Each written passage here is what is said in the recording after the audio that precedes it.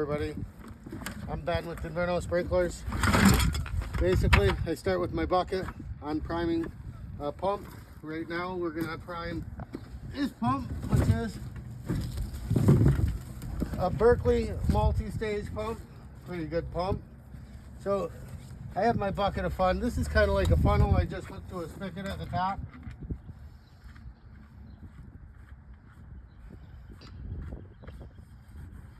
And I go ahead and open that up. We're going to hook up the suction line first.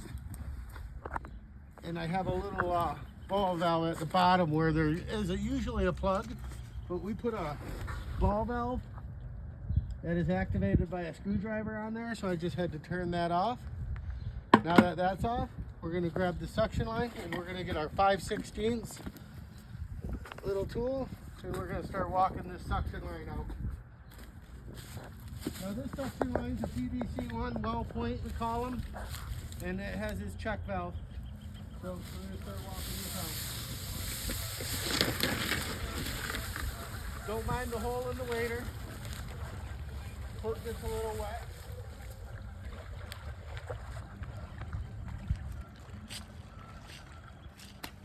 So I'll generally walk this out and I'll come back to my end. And in the winter time and fall, I always tend to cover up the ends of these suction lines with a little piece of plastic. That way I know if there's a hole in that plastic, there might be an animal or something in there. And you don't want any critters in there because then they get sucked in your pump, and that's never any fun cleaning that out. So anyways, I take off that line. Just gonna throw that up on the shoreline, and then I'm gonna start filling up my suction line. And how I do that is I just tuck it under the water, and I'm gonna let it bubble up until it stops bubbling. Once it stops bubbling, then I raise it up and I just let the water flow down. Sometimes a little bit splashes out of the end like that. That's just getting the air bubbles out of these lines. Then I just do it again and I repeat this process probably like 3, maybe 4 times. Depends on how long your suction line is as well.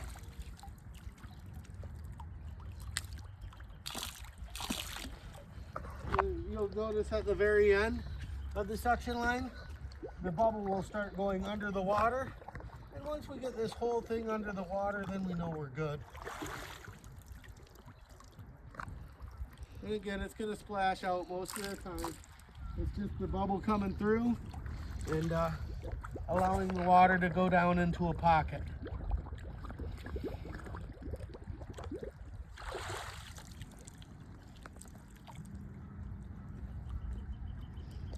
And then you can notice the whole suction line ended up sinking down. Now this should be our last one because it's basically all the way underwater. And once this stops bubbling, it should be to the end. Here we are. Okay, then we come over here. Make sure there's no holes on this plastic. I'm going to go ahead and take it off. There's no holes, so I have no critters. So now I have these, and I just reuse them for my clamps. So then you don't have duct tape and tape all over the ends of these. And it just works out better for me. I don't have to mess with duct tape all day, peeling it off of there.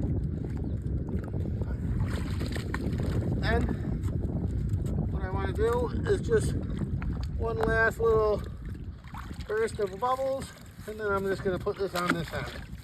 And I just usually hold back here, and I'll put my arm really close to there, and I just work it up and down. And I'm really putting a lot of pressure on this arm, pulling it forward. I got it right about there. I'm going to get it a little bit more. And there we go. We're all the way to the end. And then I just put these clamps over top of there and tighten them on down. I always use 2 clamps and I put them opposite of each other. So one will tighten on this side, one will tighten on that side. And I just feel like it just gives it a little bit more oomph. Now we cruise back up to the pump. Now on this pump it's kind of finicky. You always want your channel locks as well. So what I'll do with my channel locks is I'm going to take this top screw off. And the reason for that is once I get water coming out of this top part, I know I'm going to be primed. And that's our goal. Is not sitting over here by the pump all day, checking out some sprinklers and making sure the job gets done. So there, I just put that up there so I don't forget it. I'm going to put all this stuff up by my tools, and then I'm going to get another bucket of water for a bucket of water.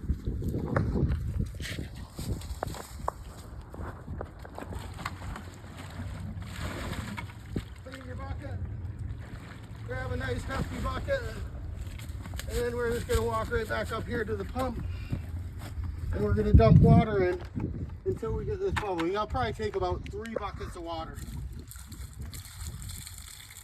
But my little funnel just lets all the water in.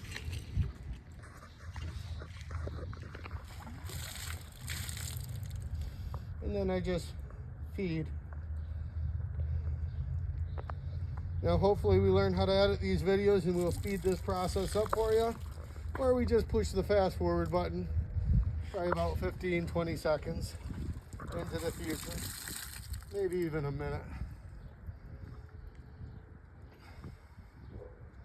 But we just continue filling, and what we're doing is we're going to end up filling the rest of the suction line. And it's just going to go through this tube until it starts popping out here. Once it starts popping out there good, then I know the main line or the suction line is full, and we're going to have no problem starting this thing. These are probably one of the hardest pumps to start, and it's a lot of times because people don't know about that little top part right there. You keep those on and it creates an air bubble in there, and it really doesn't want to prime.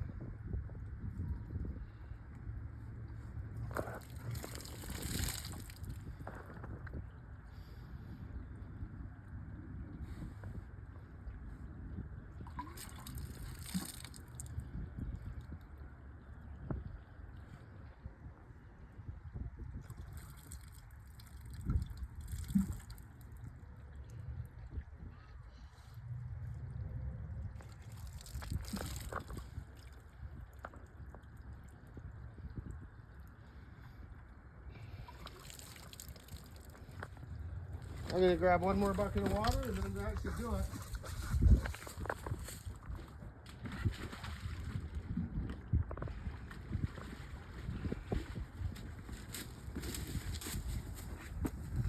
The nice part is the bucket gets lighter as you go.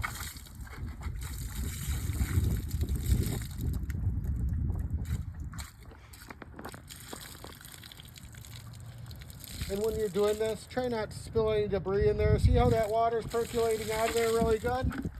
Now I just take my screw, and all I'm going to do is put it right over the top of this. Tighten it down with my hand.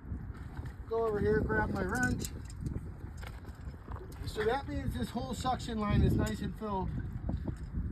And we got rid of all the air bubbles. Now I have that tightened on there. And I'm just going to continue to fill, because I have some more water in this bucket. So why not use it? But you can see the water doesn't even go down as fast now. It's going to take a little bit. Air bubbles in the system. So I'm pretty good there. I'm just going to dump the rest of this bucket. Start filling my tools up, let that sit for a second. That way I can pull that off there. And after I pull that off there, we should be good to go. So now, basically, all the water's in there.